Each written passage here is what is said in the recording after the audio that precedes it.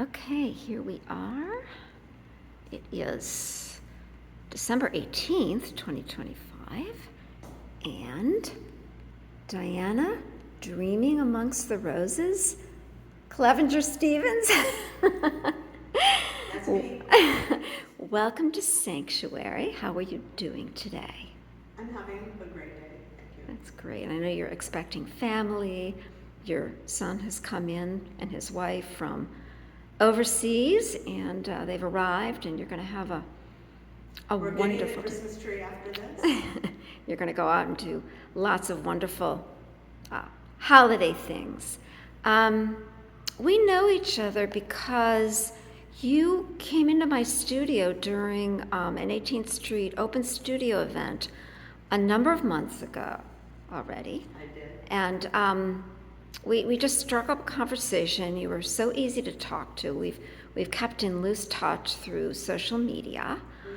And I know this is not your first visit to 18th Street. You have been coming here on and off for many years. In fact, you saw Annie Sprinkles perform in Highway's Performance Space, which is housed here on campus 30 years ago, which must have been really, really fascinating. Can you share a little bit about your relationship to 18th Street, how you discovered it, maybe some of the events you've attended, maybe what it means to you, whatever you would like. Okay.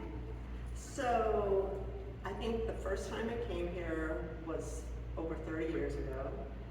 One of my girlfriends came to a performance at the Highways Theater Right. with Annie Sprinkles. Wow. And so when she told me what it was about, Annie Sprinkles was a porn actress who had an expertise in urination. And so it sounded intriguing. And I went to a performance on my own. So I was able to get a ticket. And You had to get tickets. Oh, yes. Yeah, there were tickets. And she was so charming. And she talked about her life and her experiences, really seemed to have a positive attitude, very free about her body. At one point, you're able to look inside her vagina, which I took the opportunity because I wasn't sure when I would have that opportunity. Right. So, This was in the early. I was the only woman who went up. There was a number of men, and it's pretty dark in there, so there wasn't much to be seen. But it was interesting. Now I've lived in Santa Monica for nearly 30 years, and I've been here for different events when they have open studios. I like to go in and speak to the different artists. How we met was that I learned that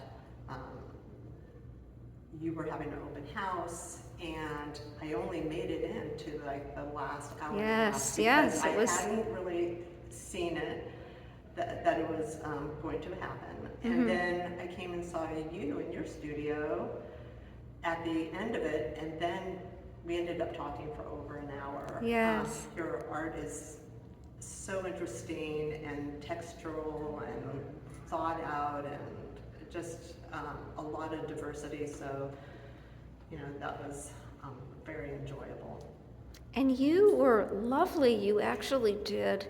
You created a very beautiful Instagram post where you put a number of different images together, and you tagged it like people do. And that seems to be a little bit of an art form for you. Your moniker on social is Dreaming Amongst the Roses? Dreaming Among the Roses. Dreaming Among the Roses. I made it more antiquated.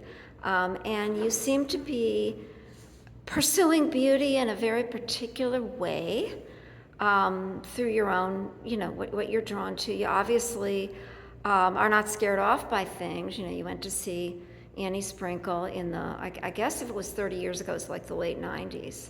I keep up with art. I go to the Getty at least once a month. I find that being around art, especially during this time of so much political upheaval, really calms me. Yes. and grounds me.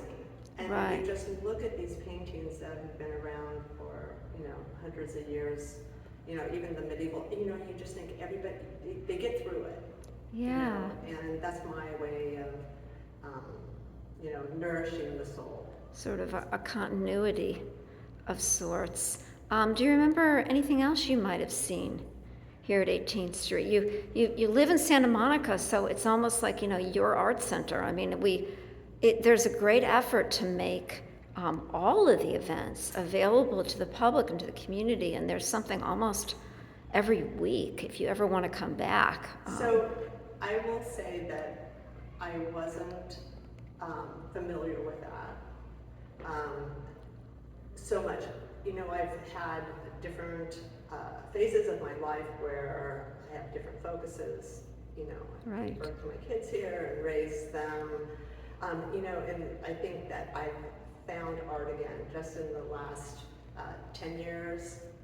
Like you're talking about the photography, I found that looking at the world through a lens makes you see the world differently, and it almost becomes more magical. I find that when I gave up photography for about a year, and I found that I engaged in the world differently, and it wasn't better. When I'm going for a walk and I'm doing photography, I see everything. I see the little things. I see the things I want to capture within the lens. It doesn't happen when I'm tuned out. Right. I mean, I find that, some people say, our devices are separating us from others, and I have found that is clearly the opposite. Even on Instagram, I suppose it's who and what you follow. Right. But oh my gosh, I receive so much support and love on Instagram. It's probably related to what you put out there. It could be, it could be, and I think a great appreciation. I rarely, never, I can't even think of a bad post or somebody saying something negative to me.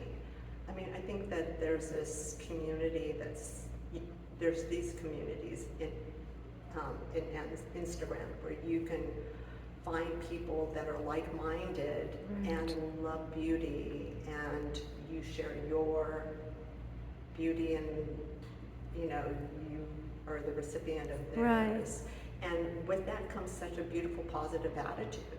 Right. It's a kind of a classic reap what you sow in a very positive way, and drawing people to you that that have a similar desire in that respect. I feel that when I'm doing a story, I want to support others who are doing things that are meaningful to me. And so, like your art, there might be an exhibit at the LACMA that I find particularly moving. I will post that.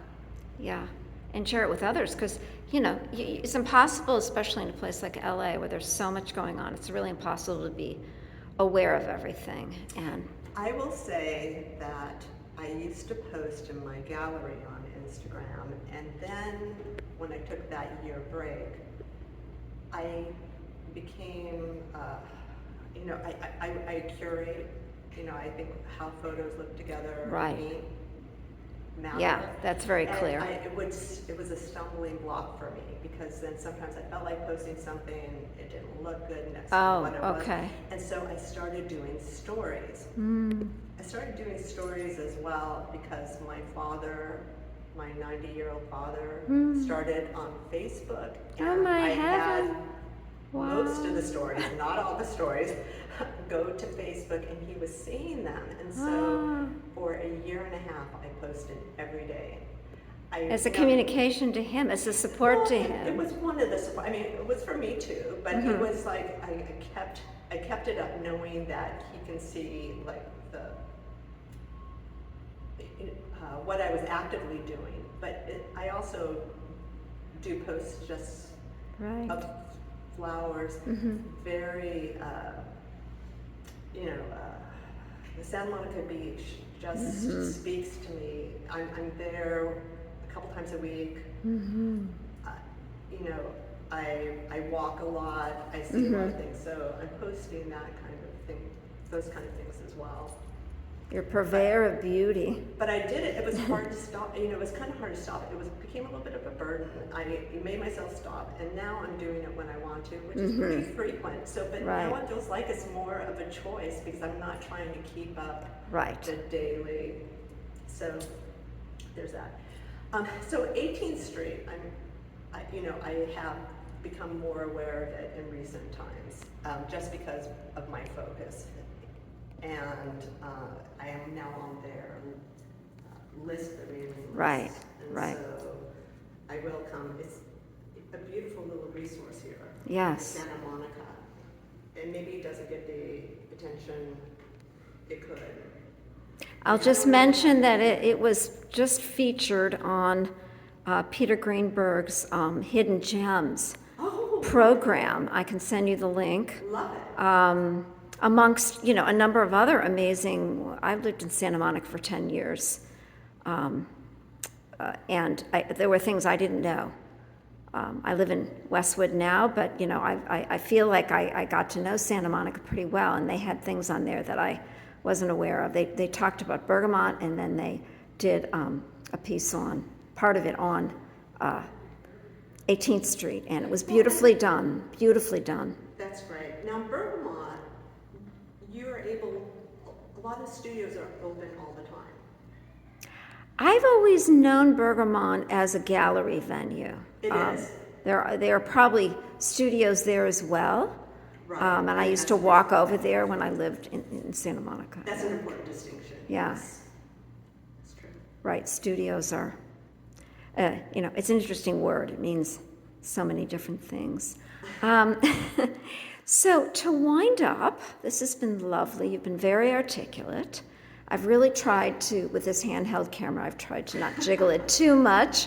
But I am going to step back for a second and show the sanctuary structure in its sort of forest of hanging cords and ask you a little bit how it feels to be in it, and if there's anything you can share. I'm going to zoom in. Anything you can share around that?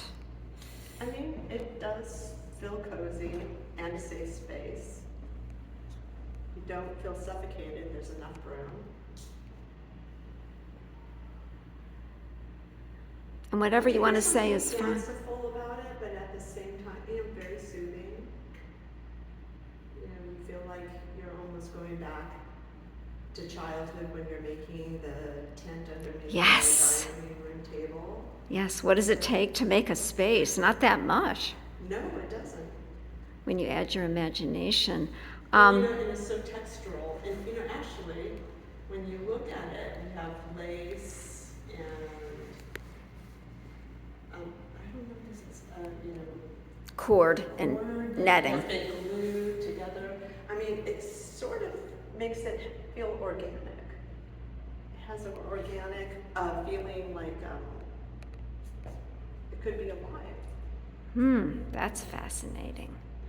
Well, I'm delighted to have had you join us in here and share some of your memories and thoughts about 18th Street and get to know you just a little bit better before the end of the year. I hope we have more visits. I want to wish you a wonderful holiday season and Happy New Year. Because I take photos, I want to take a photo of you taking a video of me, so it's a little meta. Yes. Dueling lenses. Yes, I've been sort of asking all the questions. So I want to wish you and your family just a lovely time together, and may you know safe space.